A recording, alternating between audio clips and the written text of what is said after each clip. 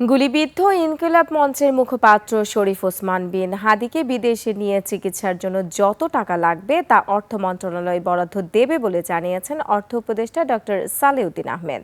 মন্ত্রণালয়ের নিজস্ব বাজেট দিয়ে এসব খরচের সিদ্ধান্ত নেওয়া হয়েছে। পাশাপাশি নির্বাচনী বাজেট নিয়েও সমস্যা হবে না বলে জানিয়েছেন উপদেষ্টা। বিস্তারিত আকবর হোসেন সুমনের আরও একটি রিপোর্টে। লিলি বিউটি সোপ, যার অ্যান্টি এজিং গুণ তারুণ্য ধরে রেখে ত্বকে করে উজ্জ্বল, তারুণ্যময় উজ্জ্বল ত্বকের জন্য। রিমার্ক।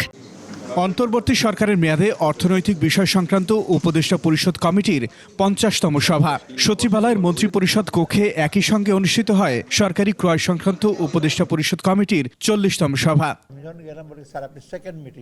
সভা শেষে সাংবাদিকদের সঙ্গে আলাপে গুলিবিদ্ধ ওসমান হাদির উন্নত চিকিৎসায় সরকারি সহযোগিতার আশ্বাস দেন অর্থ উপদেষ্টা। হাদির জন্য যখন বলেছে যে বাইরে পাঠানো হবে, তো অবভিয়াসলি টাকা ইনভলভ। আর অর্থমন্ত্রী থেকে আমরা বলেছি যে আমরা যাই লাগে হেলিকপ্টার নিতে হবে, মানে এয়ারবেসে।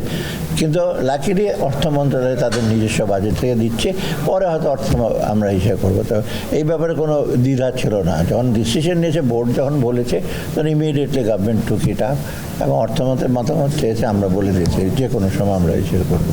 নির্বাচন কমিশন এখনও নির্বাচনী ব্যয়ের বাজেট দেয়নি বলে জানান উপদেষ্টা। এটা নির্বাচন কমিশনের ব্যাপার, এটা আমরা নির্বাচনটা বেঁধে ধরে বলবো না এত পাঠান, কারণ ওদের যা যা লাগবে, ওদের পুরা লজিস্টিক, তারপর অন্যটা যে আছে, ওদের সাপোর্টিং অনেক লোকজন তো কাজ করবে ইলেকশনের জন্য।